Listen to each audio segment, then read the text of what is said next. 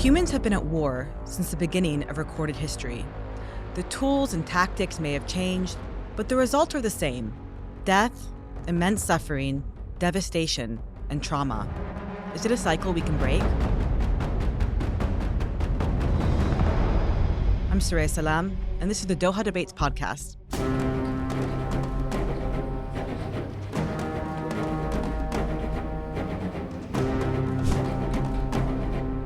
In war, you always have to draw a line between us and them, or else you wouldn't know who to kill. Our understanding of what war is really needs to evolve. Our understanding of what violence is needs to be front and center when we have these conversations about war. The world is still a violent place full of terrible things that are going on. We should expect things to get worse, not better. It's almost like you took the human out of humanitarian law, but kept their finger on the trigger. I think this is the most distressing thing about AI. Our debate today: is war inevitable?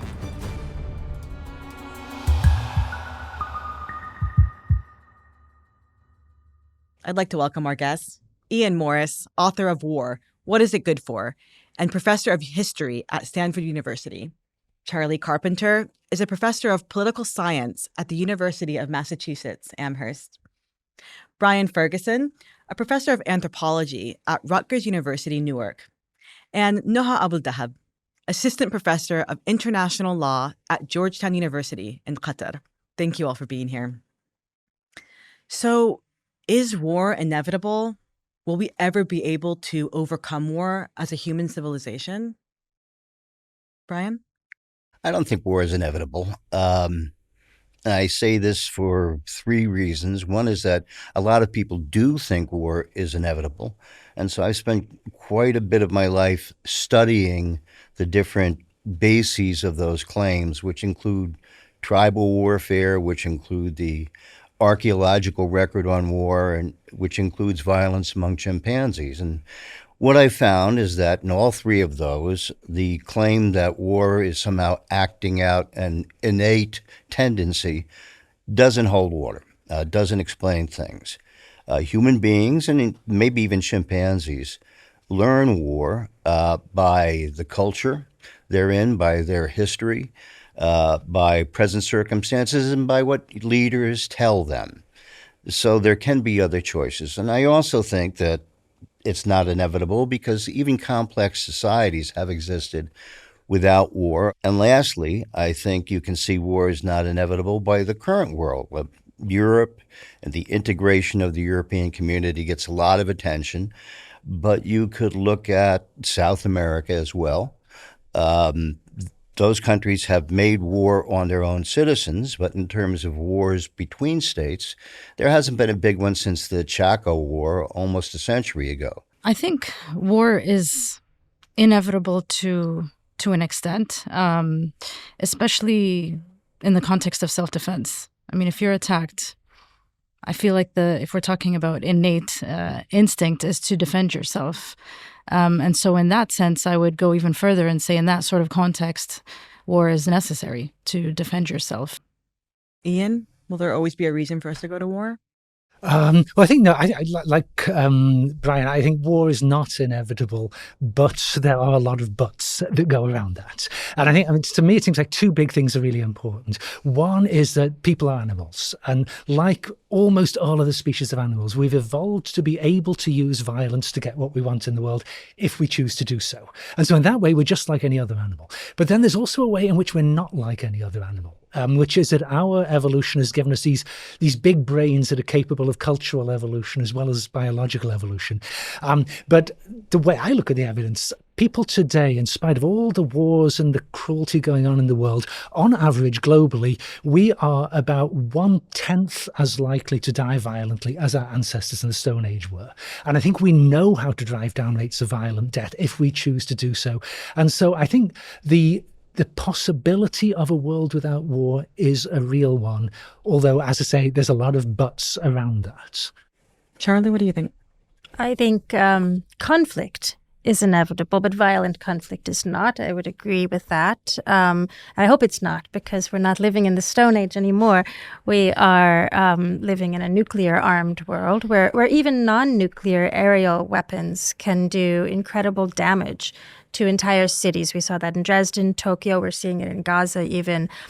So if civilization is going to survive, we need very serious checks and balances on war. And that's what the United Nations Charter since 1945 has tried to do, limiting war to very specific last resort instances like self-defense. That's what the Geneva Conventions have tried to do since the mid-19th century, limiting how you can fight even a just war. You can't target civilians, you shouldn't torture prisoners, you shouldn't use weapons that degrade the environment, etc.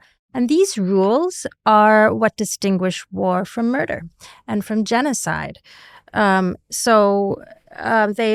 also, in statistical terms, helped keep the lid on not only interstate war, but especially great power war, the most deadly kind of war, for almost 80 years. Could I just Please. So I'm interested to know when you talk about violent death. What is that exactly? Is it being shot and killed or bombed in the context of an ongoing armed conflict? Because the reason I raise this is war doesn't really have a definitive. I mean, oftentimes it doesn't have a definitive beginning and a definitive end, right? And there are reverberations that take place long after war has quote unquote ended. And those reverberations do cause violent death, whether it's, starvation or disease or, lack of access to health services because of the destruction of infrastructure and so on. So I'm just curious to know, what is your definition of a violent death? I think everybody who looks into the problem tends to define things slightly differently. So it's really important always to be as explicit as you can. If you reach across the table and pound my head in with a stone axe now, it makes very little difference to me whether that's an act of war defined legally that way or whether it isn't. Violent death is violent death. But then the other big issue, just as a sort of practical research one, is that so much of this argument comes down to archaeology. If you're going to trace it back any distance in time, you've got to be working with archaeological evidence. And you dig up a skeleton, say, and you can tell this is certainly the victim of violent death. Say it's a big, deep trauma fractures on the left side of the skull, probably delivered by a right-handed person using a stone axe. Breaks in the left arm, we call them parry fractures, where someone has raised their arm to defend themselves. Almost certainly victim of a violent attack. But whether that's a violent attack by a foreign state or whether that's your brother getting angry with you over dinner, there's absolutely no way to tell. If I could jump in, one of the things that Ian and I disagree on is the Stone Age rate of violent death. And he has relied on very widely accepted sources that say that if you look at the archaeological record, somewhere between 15 and 25% of adults die a violent death. That's a widely quoted figure. I've looked at the original sources, and I find it is much, much less than that. And so I would say that the number of violent deaths in the Stone Age would be more like 2%. Now, that agreeing with Ian begs the question of whether this is an individual violent act. But if you go back to the earliest archaeological record, you do not find evidence of war. And then you find evidence of war coming into the record. And so the question is, why does that happen? But why haven't we been able to prevent war? Has it been a failure of imagination then? Perhaps even moral courage? Well, if you're saying that it's not innate to humans. See, one of the things that's going to, I think, come up through our conversation here is time frame. And I'm looking back to the 10,000 years ago. And I'm looking across the world to all kinds of societies. And if you're looking at the modern world or the historical world, you're going to get different answers to a lot of questions. In the tribal universe that we can assess how they handle conflicts, There are very well-developed means of conflict resolution or conflict avoidance. There can be ways of preventing war, even in the modern world, or bringing it to an end when it's gotten started. Conflict resolution tools, yes, of course, they do exist, and many conflicts have been avoided. But the fact of the matter is that, well, the reality is that there are, I think, over 110 ongoing armed conflicts in the world. And that includes the so-called war against terror. Now, if you look at there's a recent a recent report by the Watson Institute, Brown University, the Costs of War project that they have there. And their estimate is that so it's interesting, right? So they talk about direct deaths and indirect deaths. Direct deaths since the so-called war on terror have been almost 1 million, right? And then the indirect deaths between, I think it's something like between 4 to 5 million. Right. And that's ongoing, right? And that has impacted multiple countries around the world. I think one thing with this, though, think of all the ones that have been resolved. Even in the most violent societies on record, ones where maybe it is 10 or 15% of the population getting killed violently. Almost all conflicts do get resolved without violence, even in the most violent societies. And I think what's changed in history is that the range of disputes for which groups consider violence to be a legitimate response has gotten narrower and narrower, particularly the last couple of 100 years. And when I was a schoolboy, if somebody insulted me in the playground, if I didn't punch him, then the social consequences of failing to punch him were astronomical. I hear you. And yet in our lifetime, after World War II, we said never again. And yet, and you talked about the rules-based world order that formed, but we see Gaza, we see Sudan, we see Ukraine. I mean, we see these absolutely devastating, horrific wars ongoing. What does that say about human behavior and humanity if we are repeating history over and over again?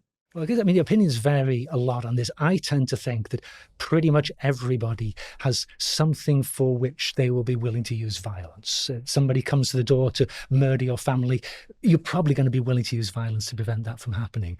And there are 8 billion or so people in the world nowadays. It would be quite amazing if we were at a point where nobody anywhere in the world was willing to use horrific violence to solve their problem. Charli, you were shaking your head, though. Well, I would just say at the outset, we have to distinguish between at least two kinds of wars, and really there are many kinds of wars. But a very important distinction is interstate wars, wars between two countries, and civil wars, intrastate wars. And sometimes intrastate wars become internationalized. But interstate war, which is probably the worst kind, because this is where, especially when the great powers have gotten into it with each other, nations are just heaving the brunt and brawn of their industrialized societies as one another. And these are devastating wars that kill tens of millions in the past. We don't see those anymore. We haven't seen those in about 80 years.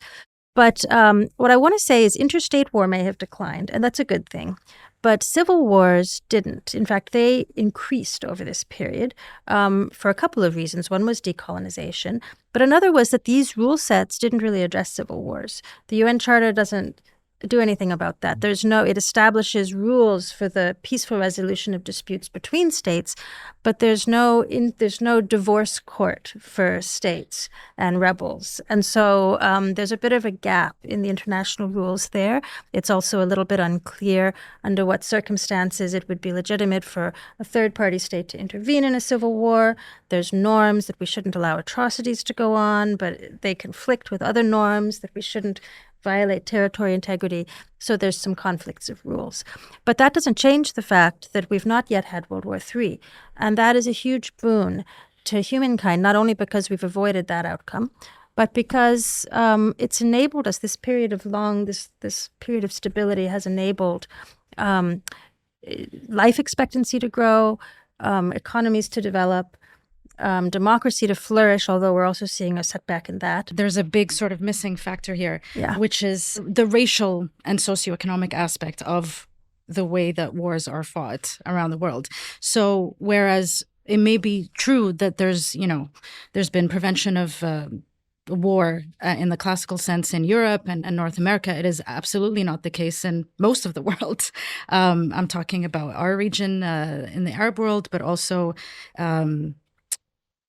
Africa and Asia. I mean, there are so many wars that are happening and that have not been prevented. And so I think this narrative of progress only really applies to quite frankly, the white Western world, which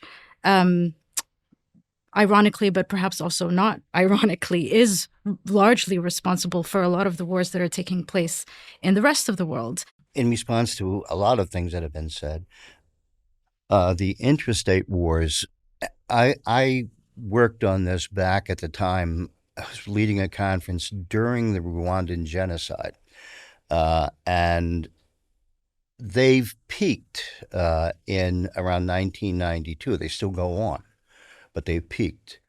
And if you think about Africa in 1992, there was war in Mozambique, in Angola, Liberia, Sierra Leone, Congo, Rwanda, and more. There are still wars that are going on, and some of them are very intense. But in terms of looking at the ethnic divide, what I found is that these things are not some primordial identification. It's not, there's us and there's them, and there always has been, although it's often portrayed that way by leaders. So in South Sudan today, one of the worst wars that's ongoing involves Nuer and Dinka.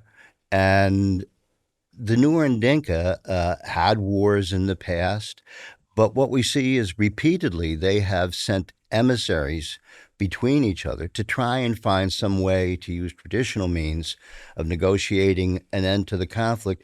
And the political leaders, often the military leaders, sabotage them, often killing them, because they don't want it to end. They're doing just fine the way it is, and either they've got to come out on top as opposed to their opponent, or better the war goes on. You can probably say the same thing about the rest of Sudan today, too. Charli, I want to give you an opportunity to respond to Noha's kind of indictment of Western powers. Arguably, from what I heard from you, is, they created the rules and they've broken the rules, right? And so I was just wondering, how do you square the rules-based order that you mentioned that you still have hope in with what we're seeing today? As far as the rules-based order, though, I think it's a myth that this is a Western rules-based order. In fact, the UN Charter, the Geneva Conventions, these were negotiated by all countries. They are universally ratified treaties. And I think the Global South has had much more of an impact in developing some of the rules that we now think of as sacrosanct and that the West has internalized, but initially didn't want. I think that the idea that the responsibility to protect doctrine, some of the great champions of that were leaders from the Global South, Boutros Boutros-Ghali, Kofi Annan, Francis Deng, also the great Sudanese diplomat and global civil servant. So I think that it's sometimes a myth to think that this is all imposed by the West. However, I also can understand the desire not to treat Europe as the global norm, because it's true that it's not the case. It's also true that historically the laws of war were applied unevenly between nations in Europe versus colonized nations. I think most analysts would say certainly over the last couple of 100 years, rates of violent death globally have gone down. Numbers of interstate wars, at least, have generally gone down with the occasional spikes up. And the motor that I think has been driving this has been the formation of bigger and bigger governments with more and more power. They're able to kind of scare their own people straight. And I think the people who create governments, these are generally not angels. They are masters of violence, so people take over and create states initially. But what they really want from their subjects is for Charli and me to go out and farm our farms and pay our taxes every year quietly. They do not want Charli and me to get into a fight where we burn each other's farmsteads down and kill each other's farm animals and can't pay taxes anymore. So rulers are very, very keen on suppressing violence within their states. One of the reasons I would say that reasons major interstate wars have declined so much, particularly since 1945, is that the governments are now strong enough that potentially we can end all life on Earth. I think nuclear weapons have been a major part of the decline of major state conflict over the last few centuries. The world is still a violent place full of terrible things that are going on. All the signs are we should expect things to get worse, not better, in the next few decades. But the long-term overall trend is clearly in the direction, seems to me, in the direction away from using violence to solve our problems. And that's got to be a good thing. However grim this may sound, what have we gained from war in terms of innovation? Does it spur that? Does it spur unity? The one thing I would say you might point to as a potential gain from war operates much more at this really, really long-term level, which is, we've heard a lot of comments already about how you're not all states are the same, very much not the same. A place like modern Denmark is not the same as Hitler's Germany, and no way you slice the statistics is going to make it so. And many nations, states and older forms of states have been brutal in exploiting their own people. But the thing that they have done over the really long term is reduce the fighting within these communities. Bind them together in ways that serve the purposes of the rulers, in ways that do reduce the fighting in the very, very long term. And I would say that is the only thing you can really say that's good that's come out of war. But how are we defining war today? How has it shifted and changed anyone? Because you're talking about war historically, but there's war and then taking it to another level. We have crimes against humanity, genocide. Like, what level of war is inevitable for us, and what does that say about us as a human civilization? So, to some extent, these are some of those are legal terms which are defined in international law. War, interestingly, is not actually defined in international law. So it's hard. It's one of the paradoxes of the way international law is set up. And what the UN Charter prohibits is the use of military force against the territorial sovereignty, the territorial integrity or political independence of another UN member state. So part of the question in a place like Gaza or Israel-Palestine, but this is not the only such place, is that when in 1945, when the world was carved up into territorial states, and then as it fragmented further after decolonization, lots of groups didn't end up with their own state. They ended up scattered across states or within a state, and so there's quite a lot of contestation, and where you have two groups fighting over the same piece of land, each of them with a claim to be the sovereign entity on that land. Each of them may feel that they are defending themselves, and so then they're making different claims using international law.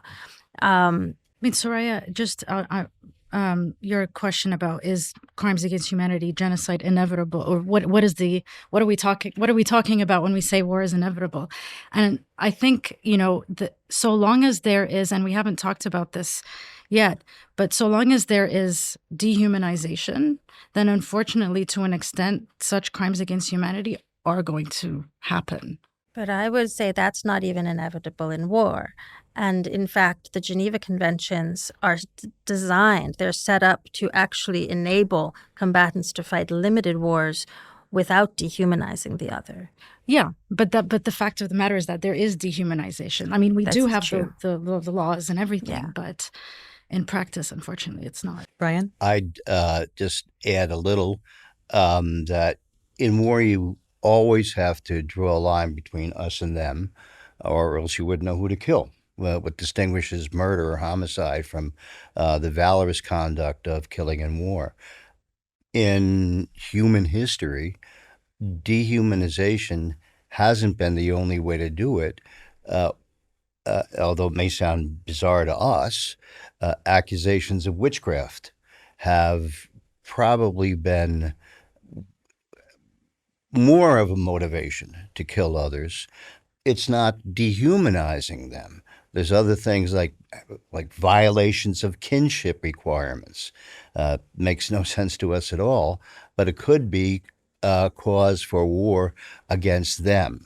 Dehumanization is something that is part of modern society in some ways, and older societies too. What about civilizational growth, the necessity of war for that? Because if I'm interpreting correctly, you were saying that it does lead to civilizational growth on the long term, and that we'll be looking at today's wars very differently in 100 years. Yeah, I think what I think most of the historians have looked at this will tend to say that one of the biggest things driving the construction of more coherent and complex states, including things like the development of welfare states, has not been fighting wars, it's been preparing for wars and building an economy that's going to be capable of fighting a war if it has to, doing things that will bind a community of citizens together. And they'll often talk about the sort of the implicit deal in warfare, that the government says to you, if there comes a war, we're going to conscript you and we're going to jack taxes up, 95% marginal tax rates, take all this stuff away from you.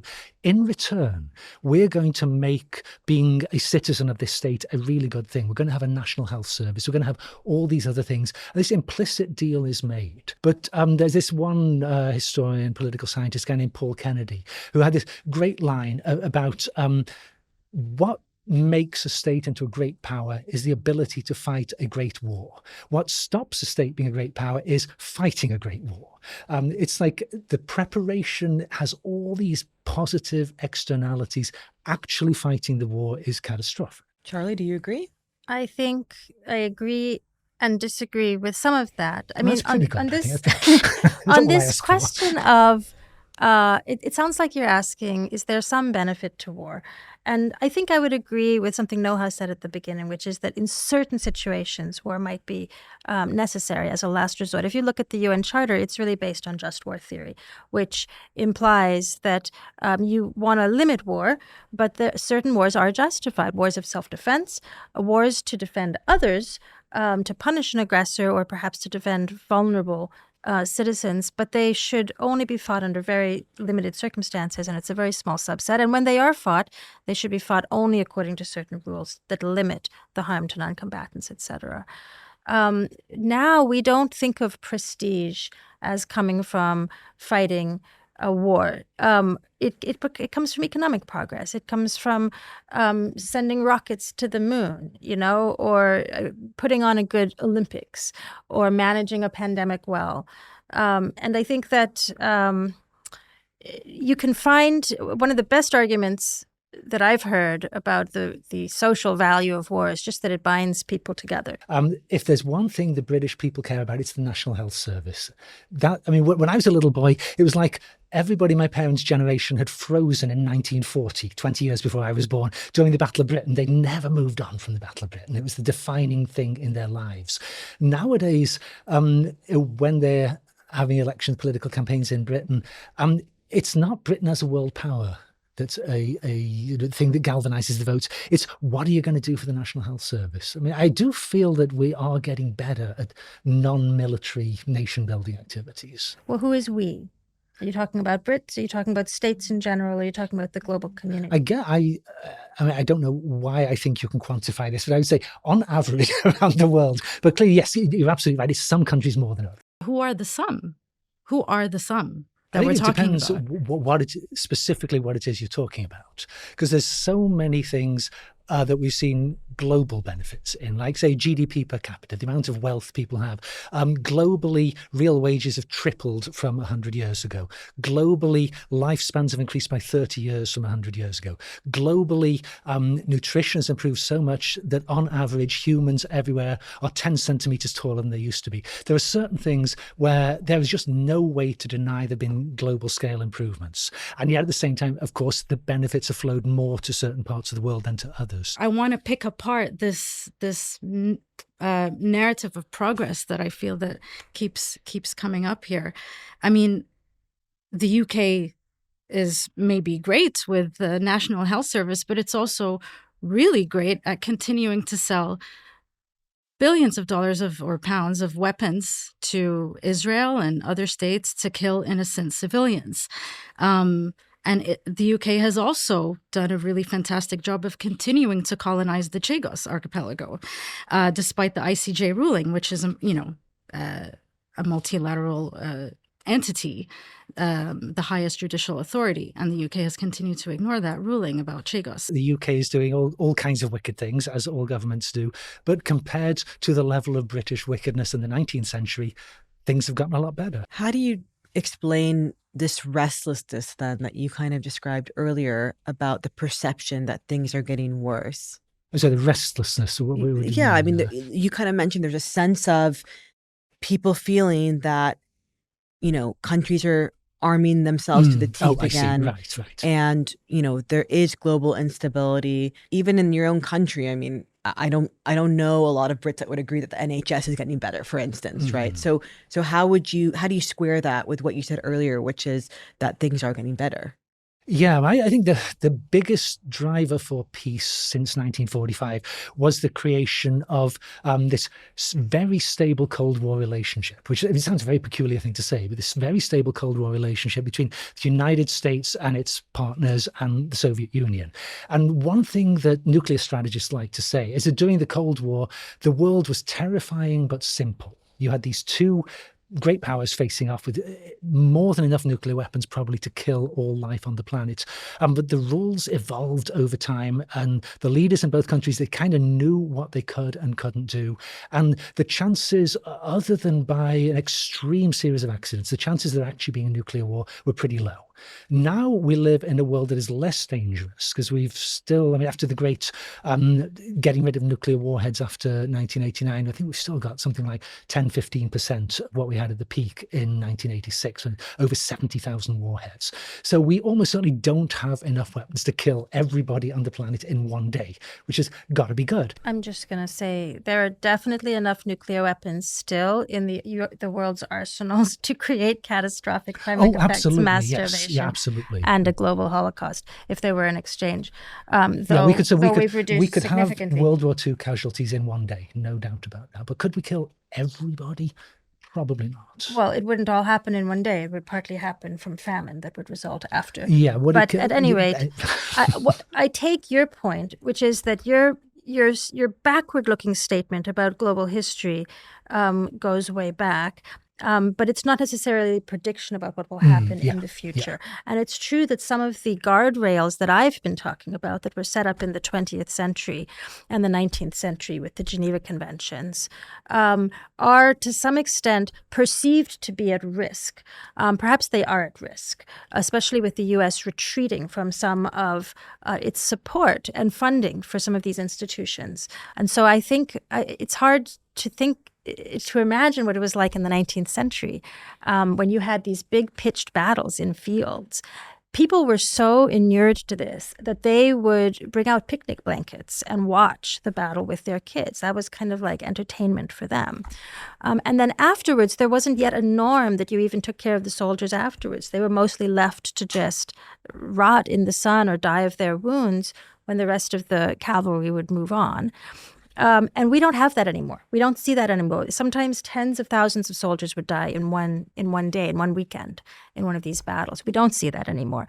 And we don't see it because someone came along and changed the story and convinced people, the princes and states of that time, the Ottoman Empire as well, to create the Geneva Conventions. This was just a Swiss businessman who came by one of these battles and decided instead of passing by, he was going to roll up his sleeves, and help the local women care for the soldiers. But it wasn't that he did that. It was that he wrote a memoir about it and sent it around to all of the political elites of the day and got them together and said, we can do better. We are much less desensitized now to those. We want to stop them. We've built institutions to punish those crimes. People are putting pressure on their political leaders to do something. And that wasn't happening in those days. So I think that is progress, even though we still have a very long way to go. Do you disagree? I appreciate that you do acknowledge that there are horrors that continue, and they don't just continue. I mean, in my mind, I think that it's getting worse and worse. If we were sitting here today at this table with a 45-year-old Iraqi who was 5-7 years old during the 1990s, if my math is correct, during the horrific US and UK-led economic sanctions against Iraq, which were facilitated by the UN. So, I mean, we're talking about institutions; they're not entirely innocent, right? And so, you have these horrific economic sanctions against Iraq, essentially punishing an entire population for the actions of Saddam Hussein. endemic malnourishment, total destruction of basic infrastructure, health services, education, when before the sanctions, Iraq had one of the strongest ones in the region. And then you get to 2003 and the illegal invasion, US-UK invasion of Iraq. So if we're sitting here today, and then of course the aftermath of that 2003 invasion, which didn't go very well, right, to say the least. And you know, Afghanistan is also a comparable example. But if we had this Iraqi person here with us today, and you made this longue durée argument, what do you think this Iraqi person would say about their experience of the longue durée? Or is their lifespan not long enough for you to make the argument that there's been progress? Do you see what I'm saying? How, like, I'd just be curious to really be a fly on the wall and see you in conversation with, and of course this is just, I'm talking about an individual, but really it's representative of millions, not tens of thousands, millions of people who've been affected by, you know, these violent actions that have been taking place for many, many decades. Yeah, I very much doubt that the Iraqi would be too impressed by long-term arguments. And I think this would be the same if we brought here someone, say, who'd lived in Poland in the 1930s and 40s. You could not expect a Polish person to be impressed by an argument. But hey, look how it's going to look by the 2020s. Poland is going to be so fabulous compared to what it was like when you grew up. And for that, you can hardly fault the Iraqi or the Pole for feeling, yeah, well, big deal. That isn't of benefit to me. But I mean, don't you think that just the whole world is like this? There are things that happen that may be very good things for many, many people in the long run, but for us personally are tragic. I mean, I get this feeling you're making sort of utopian arguments and saying, I can imagine a utopia in which these things don't happen, and therefore there is no room to say that things are getting better. I'm not saying, no, I'm not making a utopian argument, especially, I mean, I started off by saying war is inevitable, right? We started off this conversation by saying that. But I think that, and again, when you make these arguments that, well, you know, in 100 years, again, you're saying this from a position of privilege because you can afford to say that. You can sort of, I mean, what hope does that kind of argument give to anyone about progress in their lifetime? Do you see what I'm saying? This is what I'm sort of uncomfortable with because I don't understand it. Yeah, and I think maybe you're expecting goods to be evenly distributed. The world has never been that way and never will be that way. There are things that happen that are generally speaking good for the world, and yet some people will suffer terribly from them. So, and some, I can imagine a world where goods are more evenly distributed. But who is the sum? Who is the sum? And I think it is perfectly reasonable to want all basic goods to be distributed equally. Maybe it's naive, but it's not. It's not an outlandish expectation. And so, again, this sum that you keep referring to, this is what I like. What is it exactly? Who are the sum that we're talking about? Well, I think that the some who tend to get the short end of the stick are the ones who are unlucky enough to live in the parts of the world where there are major geopolitical conflicts. What parts? What are those parts that you're referring to? It moves around depending on what the great power conflicts are. So, I mean, for a long time, the Middle East was not a particularly violent part of the world. It became so much more recently. For a long time, Europe was the most violent part of the world, where the war deaths was so much higher, the concentration camps so much more brutal. Now it isn't. Brian, should we aspire to something greater? Yes, we've talked about violence being part of our history from the beginning of time, essentially. But is there a shift now in terms of how much that violence is being documented, how much the awareness is spreading? For instance, global solidarity movements to end the wars in Gaza, in Ukraine. Should we aspire to something greater? Before the Iraq War, I was at a conference and I talked about the theory that leaders will always come up with the highest applicable moral values for their own society to justify what they're doing in war, which is very often just something that really reinforces their own interests. And at this conference was a very well-placed reporter who said that it was funny because he had been in the halls of power in Washington when the invasion had already been decided in Iraq. And they were talking about how they needed to, the phrase they used was moral it up. They had to moral it up. And so what it became about is the rights of women. That's which we didn't give a damn about before. But that's why we're going to go into Iraq. That's why we're going into Afghanistan. And they may come to believe it themselves.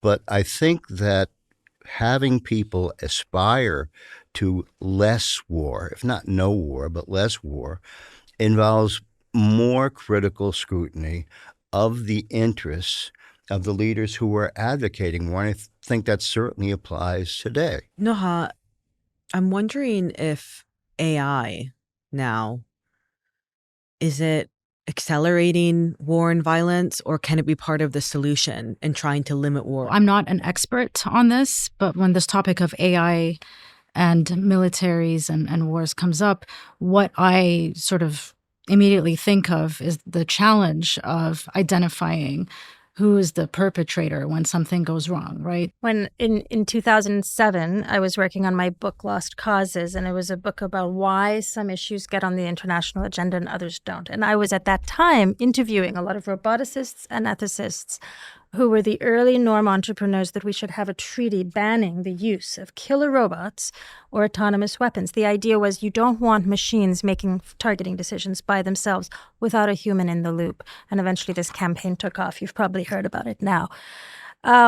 What has happened, which is even more alarming, however, is it's not the issue of humans being taken out of the loop and letting AI do all the thinking for us. It's humans staying in the loop, but delegating our own intelligence to the algorithm. So in Israel, you guys may have read about this. I think it was last year. It was leaked to the media by some IDF intelligence officers, to their great credit, that Israel had developed a data curation algorithm that was now generating kill lists based on certain characteristics, not based on law of war criteria. And the human weaponeers were now being ordered that their only role was to spend 20 seconds per name and mostly make sure these were men and not women, which is not a way to actually implement obligations under the Geneva Conventions, because civilian men are also protected from attack. And this algorithm was also doing things like encouraging bombs to be dropped in people's homes instead of out on the street, which would be more discriminate, etc. But the weaponeers were not being given time to make the human judgments that they needed to make. That is their responsibility under humanitarian law. It's almost like you took the human out of humanitarian law, but kept their finger on the trigger. Ian, I think we'd all agree that it's easy for us to talk about this heavy topic around this table. And for so many people, it's a reality of their daily life, living through war, living through the consequences of war. So can you leave us with some hope? What gives you hope? What gives me hope is that the long-term trends have been clear, that we are living in a world where violence is used to solve problems less and less. And that gives me hope. I mean, there's plenty, I think, still to be anxious about. I remain optimistic. The world is heading in a good direction. It's going to continue doing so. And maybe we'll never get to the point where nobody ever decides that violence is an appropriate way to solve a problem. But surely just moving in that direction has got to be a good thing. Charli, what gives you hope? What gives me hope? I'll give you a couple of things. I teach classes on the rules of war, and I'm always hopeful when I teach them. And I stay hopeful even when conflict actors in the news cycle are violating the rules of war every day. And the reason is that those rules are very helpful for audiences as well as conflict actors, because they allow us to have more empathetic, accountable conversations. The reasons for that is that the rules on how you conduct war are separate from the rules on starting a war. And it means that even if you're fighting a just war, you have to fight through just means. So it means you can't excuse yourself if you're following the rules properly just because you think you're justified, just because someone did something to you. The rules apply to you no matter what. And when audiences and when citizens remind ourselves, understand that, then it does a number of things. It sort of shakes up the us-them black and white thinking. It allows us to see the humanity in the other. It forces us to hold our own troops accountable, which is really the most effective way we can fight atrocities. And it allows us to direct the tools of justice at individual perpetrators instead of whole societies, which is how you prevent genocide. And it sounds a little bit utopian, and it is. It's not easy, but it's also not just lip service. It's not just slogans. There's a lot of political science research that shows international humanitarian law standards can work this way, and that gives me hope. I also get hope. I mean, could I say something about what I wish as well? I think that what gives me hope and what would give more people hope is having better stories about the future, about war. A lot of the stories we see in Hollywood, not even about war, but just about the future lately in the last decade or so, have been really dystopian and grim and Hobbesian. And this is what we're feeding the next generation. But I grew up on Star Trek, and that was a protopian show. And there's very few shows like that. And I want my children and grandchildren to be watching those stories and thinking about how to build those worlds. I think that those kind of stories, changing those narratives, will help prepare them to build that world. And that's the world I want my grandchildren growing up in. Well, these days I'm not very optimistic, given what's been happening with the United States. And I think that all wars are waged according to rules, even if those rules involve great torture and inhumanity to the enemy. And I think that we have globally evolved so that you don't kill and torture your enemies. Those can be subverted, like in Colombia. One of the things that they told soldiers in the military academy was, if you're going to kill everybody in a village, don't do it all at once. Do it a few at a time so it won't be a massacre.